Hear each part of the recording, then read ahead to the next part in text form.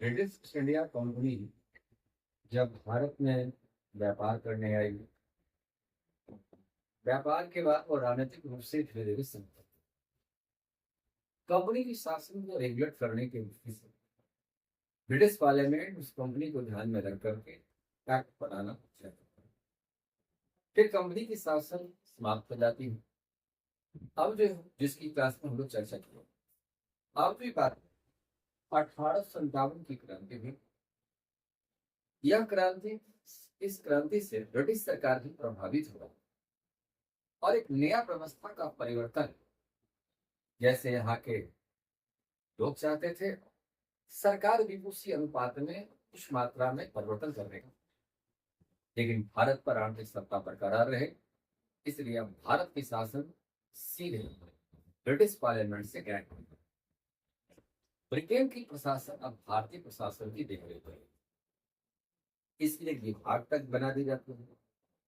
1858 की क्रांति एक ऐसा विषय वस्तु की मोड़ है जहां मेंस में लिखते हैं कि 1857 की क्रांति क्रांति थी, तो क्रांति में यह भी लिखते हैं कंपनी की शासन जरूर है, लेकिन अंग्रेज का रिंग शासन माना ना। इतिहासकारों में इस पर विवाद रहा, उसके नेचर के बारे में। कुछ इतिहासकार से सिपाही विरोध करते हैं, कोई धर्म की संज्ञा देते हैं, तो कुछ इसे सिपाही और जमींदार के द्वारा विरोध माना गया है। अभी आप पीटी फैक्ट्स में इस बात कर सकते हैं कि 1858 की एक्ट बनना ही अपने आप में क्रांति का एक आधार का एक स्रोत माना जाए। यह क्रांति माना जाएगा। इसमें से एक आदमी यह भी लिखा है, भारत का शासन सीधे ब्रिटिश पार्लियामेंट से आके महारानी प्यारे अपने प्रतिनिधि की नियुक्ति कर रहे हैं। महारानी के प्रतिनिधि दो हैं इस एक्ट में। एक है भारत सचिव, जो ब्रिटेन में ही रह करके भारत पर शासन करते हैं। इसके लिए 15 सदस्यीय एक कमेटी गठन किया गया। इस कमेटी का अध्यक्ष स्वयं सचिव होते थे। ये भारत नहीं रहते, लेकिन ब्रिटेन से भारत की शासन की देखरेख करते थे। यह एक विभाग बन गया। भारत सचिव ब्रिटिश मंत्रिमंडल का एक सदस्य होते थे और ये शासन की देखभाल करते थे। भारत में रहने वाले ये भारत का गवर्नर जनरल अब वायसराय की तरह यहाँ से दे जाते हैं। वायसराय महारानी का प्रतिनिधि बनकर यहाँ पर काम करते। दूसरा भारत सचिव, तो शासन की यहाँ परिवर्तन हुई। पहले बोर्ड ऑफ डायरेक्टर्स जो होता था, वही इसके बात को कंट्रोलिंग सिस्टम में कंट्रोल करने का कार्य करते थे। लेकिन भारत शासन अगले 1858 देखिए क्या क्या परिवर्तन। नंबर एक, भारत का शासन थोड़ा कठिन आ गया, महारानी कठिन आ गया। भारत का गवर्नर जनरल के जनरल को अब वायसराय का नाम दिया गया। अब गवर्नर जनरल के स्थान पर वायसराय का नाम दिया गया। वायसराय भारत में क्राउन के प्रतिनिधि के रूप में, यानी ब्रिटिश महारानी के प्रतिनिधि के रूप में कार्य करने लगे। यहाँ पर दूसरी बात हम करते जा रहे थे। नवंबर 1898 महारानी विक्टोरिया ने सत्ता हस्तांतरण की घोषणा की। इस सत्ता हमारे हाथ में आ चुकी है। इस प्रकार से कंपनी के शासन को अंत किया जाता है। ये बात उन्होंने जिक्र भी किया इसी 1858 एक्ट में भी, कि भारत में ईस्ट इंडिया कंपनी की शासन को समाप्त कर दिया गया। इसी अधिनियम को भारतीय स्वतंत्रता का मैग्ना कार्टा कहा जाता है। जब हम कभी अधिकार की मांग करते हैं और अधिकार में से कुछ भी अधिकार उसमें से मिल जाए, ये अधिकार की शुरुआत श्री गणेश माना जाए। ये मैग्ना कार्टा यानी भारतीय स्वतंत्रता का मैग्ना कार्टा, इसी भारत शासन अधिनियम 1858 को कहा जाता है। Board of directors and board of control जो यहाँ पर सत्ता संभाल रहे थे, इस सत्ता को अब समाप्त कर दिया जाता है। इनका स्थान अब नहीं रहे। भारत सचिव नवीन पद का सृजन किया गया। इन्हें भारतीय शासन पर संपूर्ण नियंत्रण कंट्रोल करने का अधिकार दिया गया। ये सीधे वायसराय से मैसेज प्राप्त करते थे भारत की शासन कैसे चल रही है, उसकी व्यवस्थाएं क्या है, और वहां से सीधे महारानी तक अपने मंत्रिमंडल में प्रस्ताव लाने के बाद सीधे प्रधानमंत्री के माध्यम से तो महारानी तक प्रस्ताव जाता। इनके कार्य में सलाह और सहायता देने के लिए 15 सदस्यीय परिषद का गठन किया गया। परिषद एक सलाहकारी संस्था के रूप में कार्य करती थी और इस सलाहकारी बैठक की अध्यक्षता भारत सचिव जो इंग्लैंड में होते थे, वही दायित्व को संभालते थे। सचिव ब्रिटिश संसद के प्रति उत्तरदायी होते थे और यह संसद के प्रति जवाबदेह होता था। भारतीय शासन की व्यवस्था के बारे में किसी प्रकार का प्रश्न यदि संसद में पूछा जाता था, उसका जवाब भारत सचिव को ही ब्रिटेन में देना पड़ता था, जैसे अभी मंत्रिमंडलात्मक शासन का भाग पर होता है।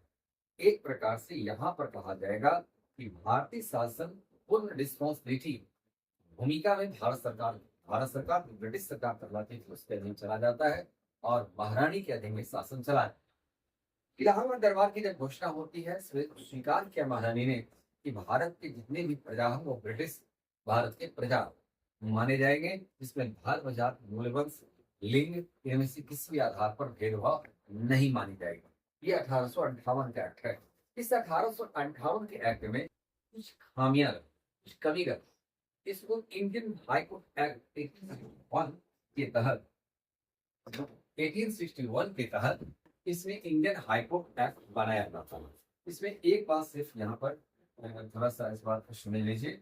इंडियन हाई कोर्ट एक्ट इसमें आप देखिएगा कि न्याय प्रणाली के संदर्भ में कुछ भी निर्णय, कुछ भी कदम इस प्रावधान के भीतर में नहीं आए, क्योंकि न्याय प्रणाली के संदर्भ में सरकार को भी यह सोचने में थोड़ी वक्त लगा था, क्योंकि यहाँ न्यायाधीश किस प्रकार की हो, न्यायालय किस प्रकार की हो, इस न्यायालय के संदर्भ में संसद भी विचार किया और विचार करने के बाद यह इंडियन हाई कोर्ट एक्ट 1861 को पारित करता है। इस एक्ट के भीतर भारत में जितने भी उच्च न्यायालय आजादी से पहले गठित हुआ है, वह इंडियन हाई कोर्ट एक्ट के अधीन ही गठित हुआ। अब यहाँ देखिए इंडियन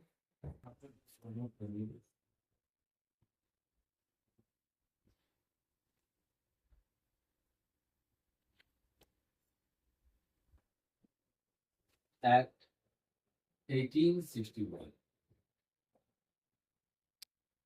एक प्रकार का यह संशोधन व्यवस्था है। इस एक्ट में क्या किया जाता है उसमें, इसमें भारतीय राज्यों में उच्च न्यायालय गठन करने का निर्णय इसमें लिया जाता है। यानी उच्च न्यायालय का गठन करने की घोषणा किया गया।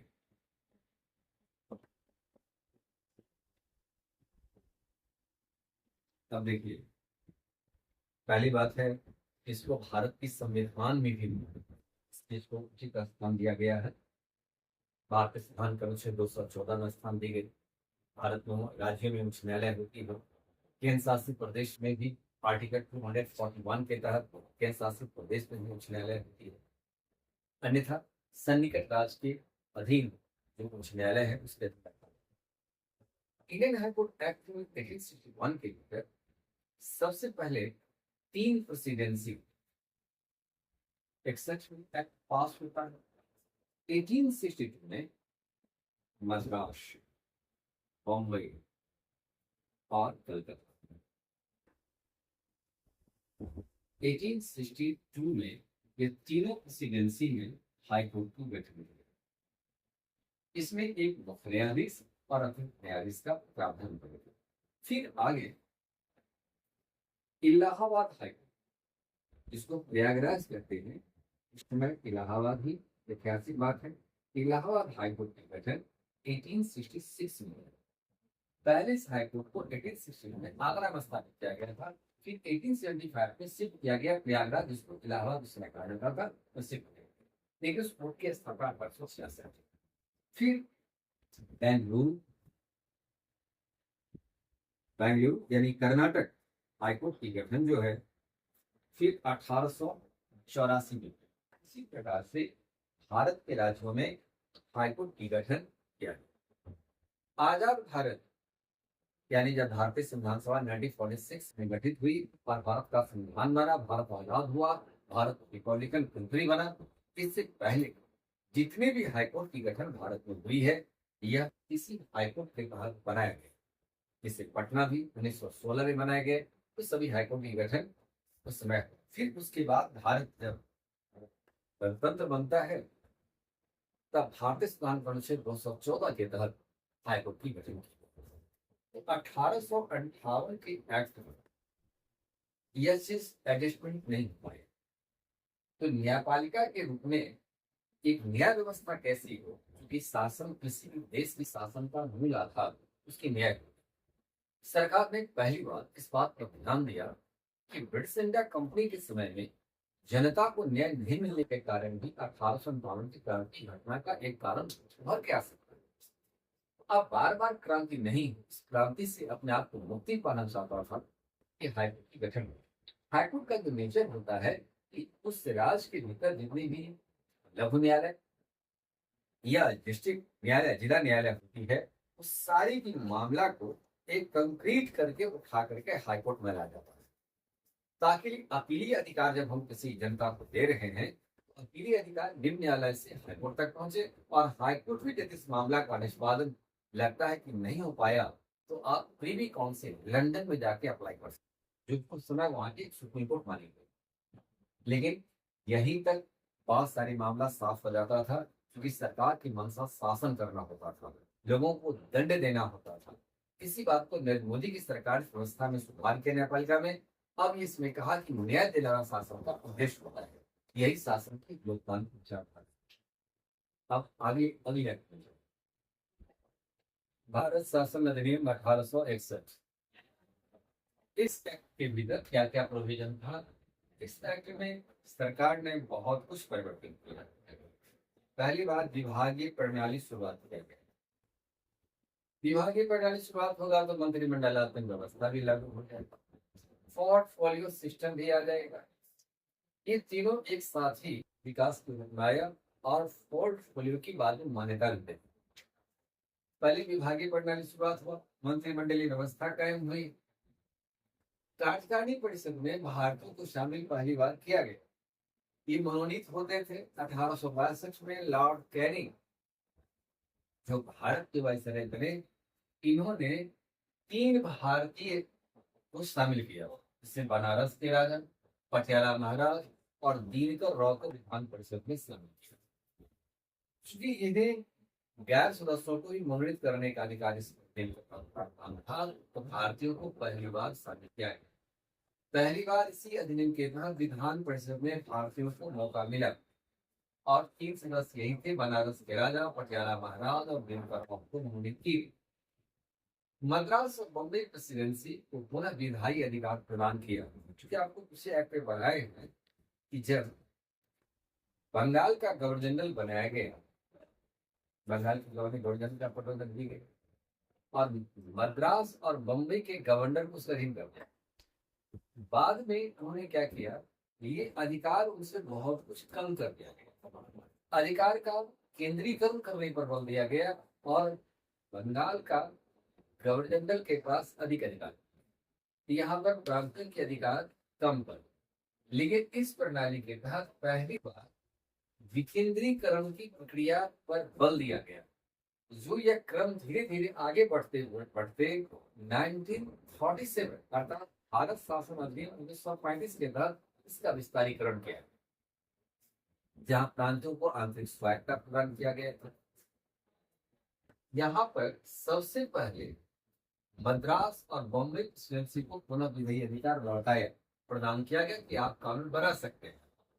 प्रांतीय विकेंद्रीकरण की प्रक्रिया धीरे धीरे इसका विस्तार हुआ, और विस्तारीकरण 1935 के एक्ट में हुआ, और 1935 एक्ट के आधार पर जो 1937 में चुनाव होता है, 1937 में प्रांतों में सरकार बनी। तो प्रांतों के आंतरिक स्वायत्तता यहीं से इसी एक्ट से प्रदान किया गया। विस्तारीकरण ध्यान रखना 1935 के अधिनियम के तहत 1937। बंगाल में 1862 में विधान परिषद गठन किया गया, उत्तर पश्चिम सीमा प्रांत 1866 में किया गया, पंजाब में 1897 में गठन किया गया। इस प्रकार विधान परिषद की सिलसिला आरंभ हुई, यानी 2 प्रेसिडेंसी बम्बई और मद्रास में गठन सीधे कर दिया गया था। 1862 में उत्तर पश्चिम प्रांत 66, पंजाब में 1897 में गठन कर दिया गया।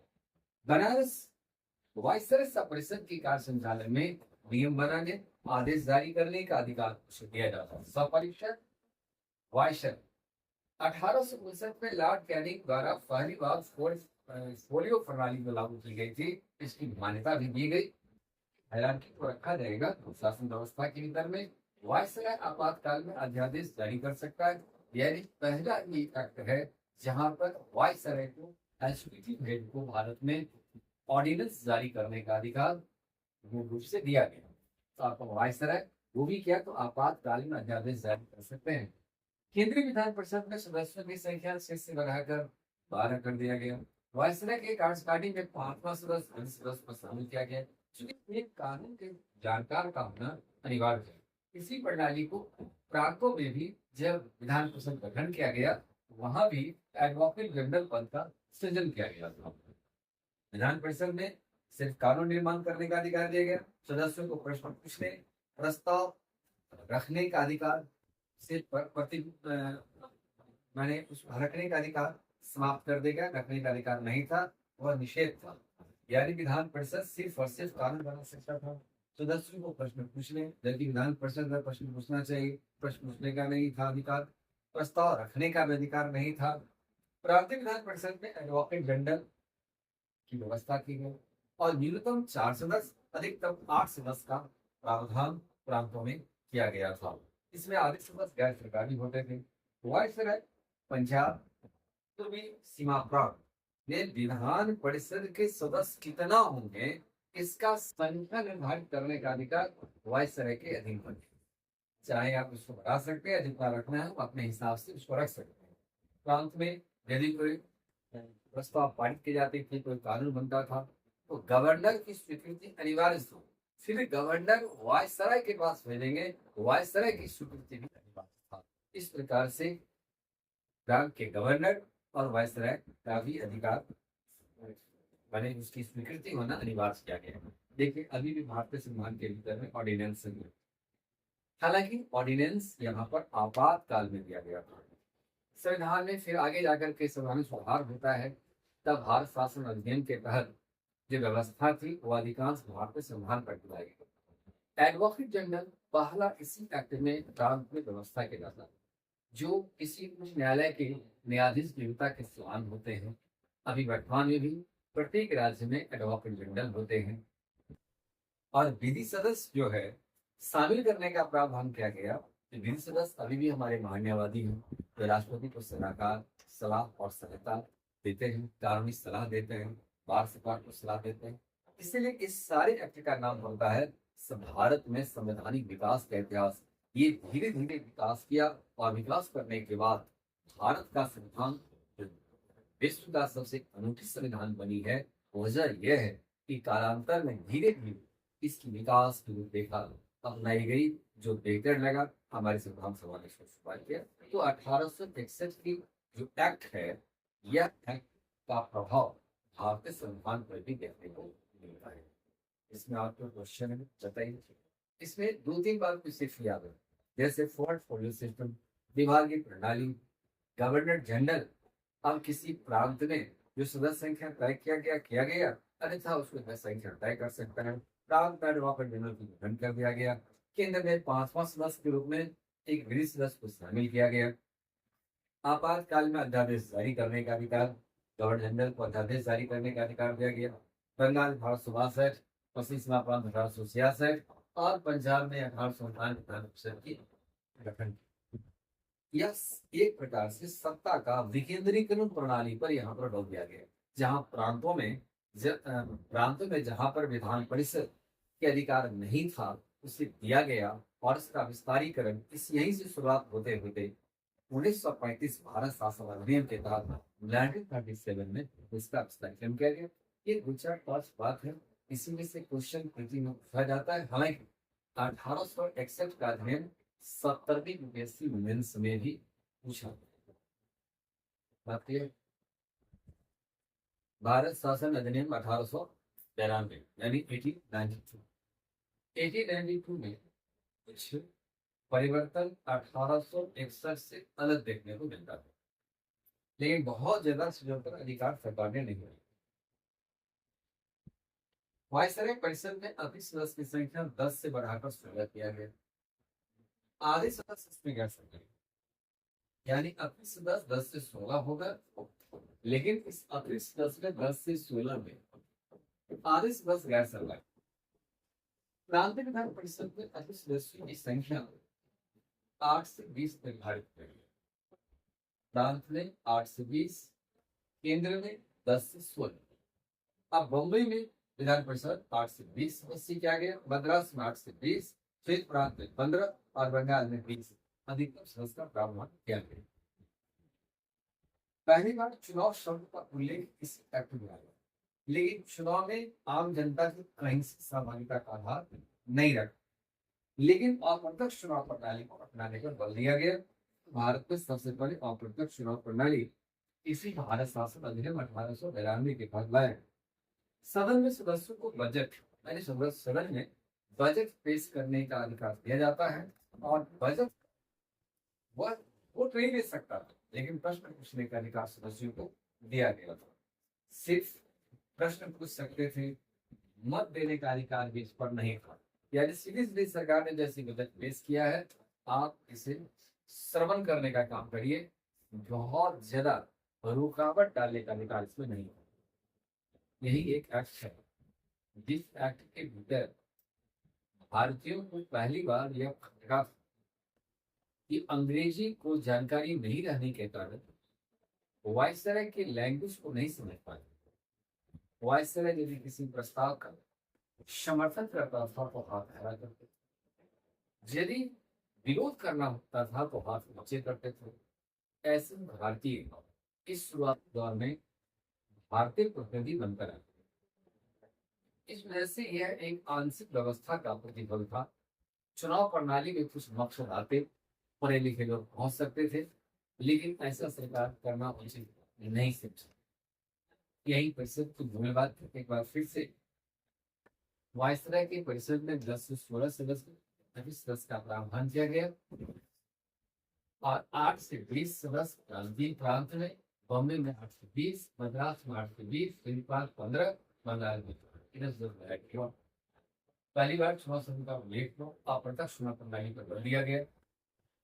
बजट प्रस्तुत करने का प्रावधान किया गया, लेकिन सदस्यों को बजट पर विशेष रूप से बोलने का अधिकार नहीं था।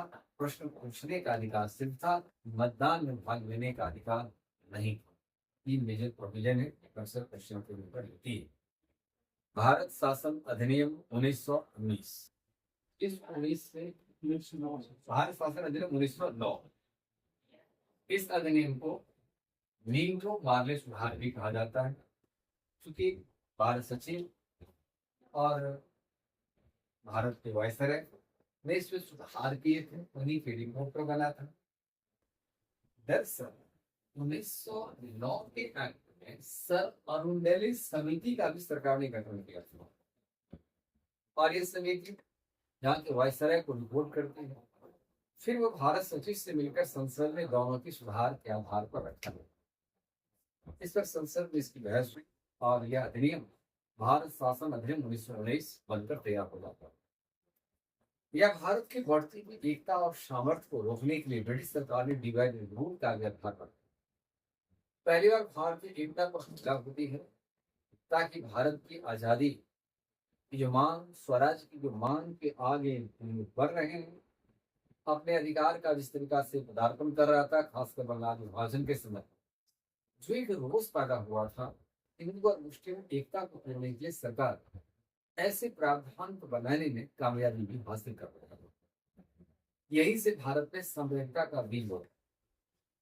इसी संप्रदाय का प्रस्फुटन देश का विभाजन होता है और देश का विभाजन होकर दिमागी विरासवाद सिद्धांत वहां तो सफल हो गया, लेकिन बाद का भी विरासवाद सिद्धांत असफल बना। फिर ये आप हिस्ट्री में पढ़े होंगे या क्लास में हमने चर्चा किया है।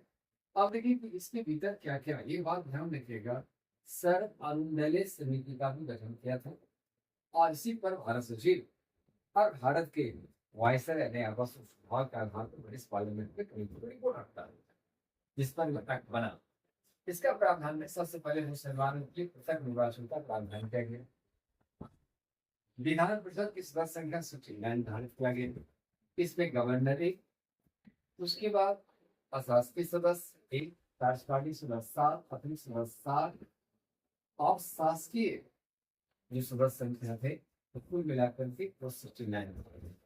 इसमें से 28 सदस्य शासकीय और अशासकीय 32 था। अशासकीय में मनोनीत 5 होता था, निर्वाचित 7 होता था।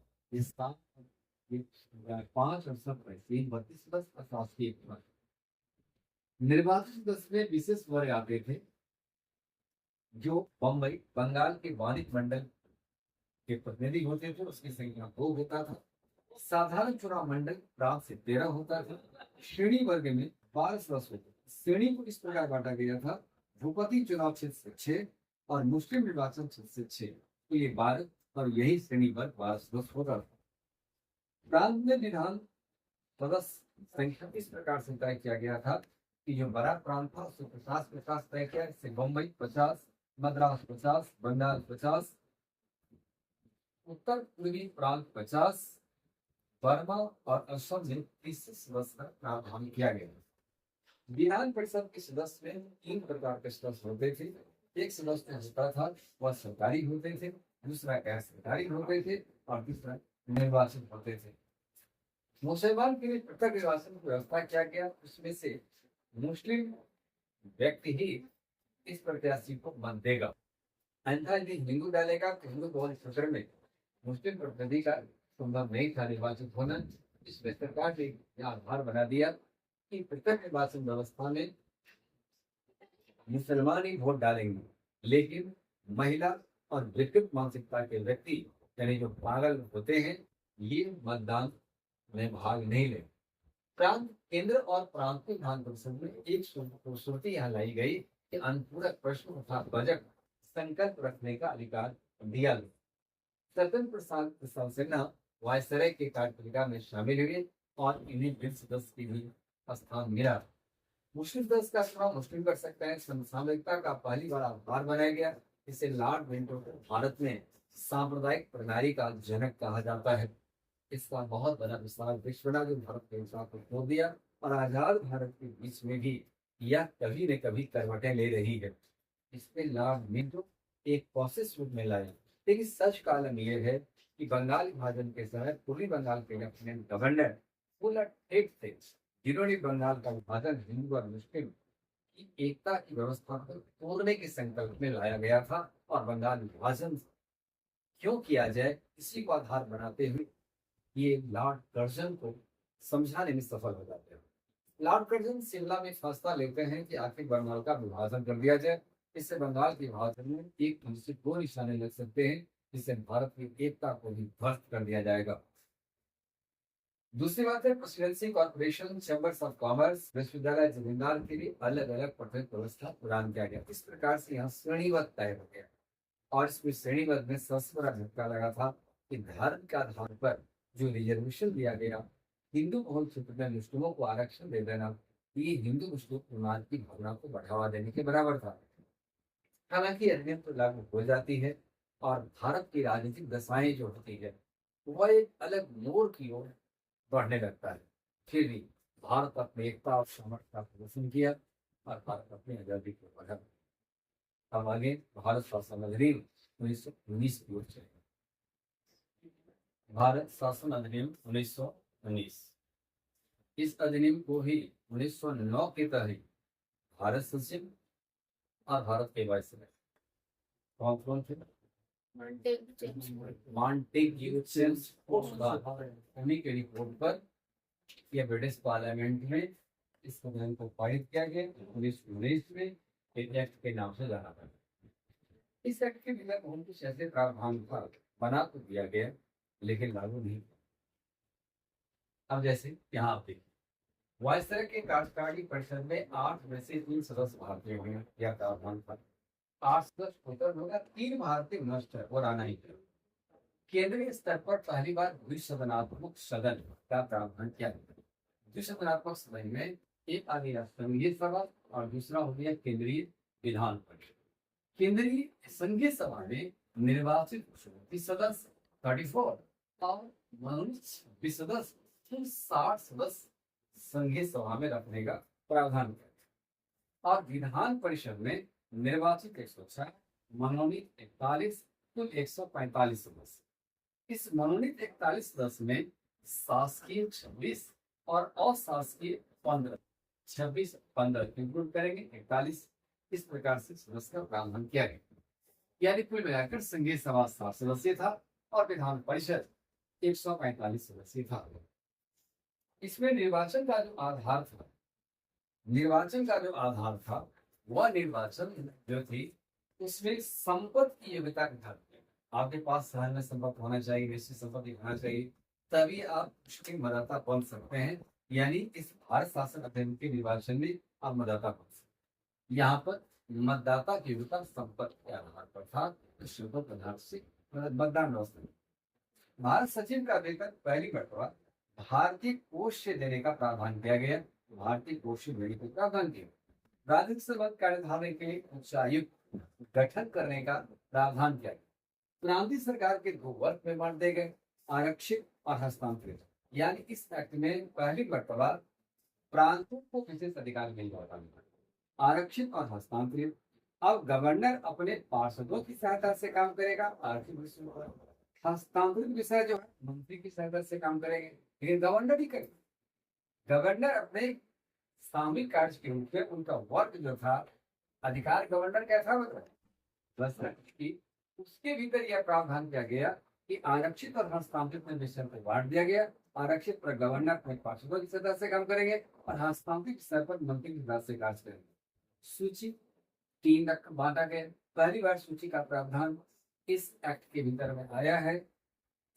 जन सूची, राज्य सूची और संवर्धित सूची। क्योंकि आपका 2 सरकार बन जाता है और जब 2 सरकार बनेगा सूची का स्पष्ट विभाजन करना होगा, अन्यथा अधिकार की वर्चस्व की लड़ाई बढ़ जाएगी।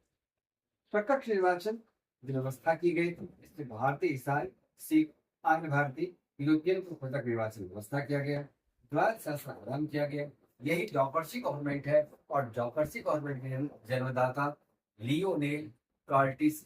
इस पर 2 बार क्वेश्चन पूछा गया। भारत सचिव को अधिकार दिया गया कि भारत में आप कंट्रोलर एंड ऑडिटर जनरल का नियुक्ति कर सकते हैं, यानी क्या का नियुक्ति कर सकते हैं। केंद्रीय बजट में से प्रांतीय बजट को अलग कर, पहले बार प्रांत को अलग बजट पेश करने का अधिकार मिला, यानी प्रांत में अलग से बजट पेश होगा।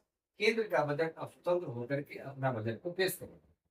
लोक सेवा आयोग पब्लिक सर्विस कमीशन का गठन करने का प्रावधान किया गया कि भारत में भी पब्लिक सर्विस कमीशन की गठन हो, लेकिन भारत में पब्लिक सर्विस कमीशन की गठन नहीं की गई। पहले आप एक बात समझ लीजिए, उसके बाद मैं इसका समझाने का काम करूंगा। द्वैध शासन का अध्ययन के लिए प्रत्येक 10 वर्ष पर एक कमेटी का गठन होगा। ये 2 बात कही गई। तो पहले बात देखिए, लोक सेवा आयोग गठन करने का अधिकार तो दिया गया 1921 में। यह एक्ट भारत शासन अधिनियम 1921 से लागू होता है। इस अधिनियम में द्वैध शासन सबसे बड़ी बात थी, प्रांतों की शासन की बात थी।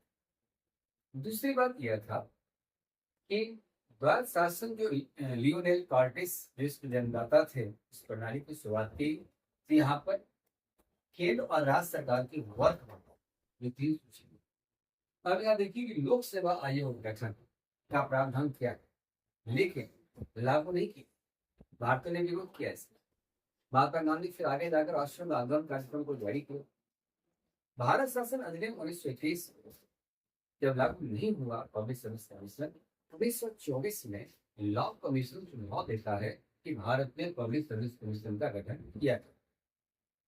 फिर लॉ कमीशन सुझाव के आधार पर 1926 में भारत में पब्लिक सर्विस कमीशन का गठन किया गया कि भारत में भी अब ब्रिटेन के ही तर्ज पर परीक्षा हो।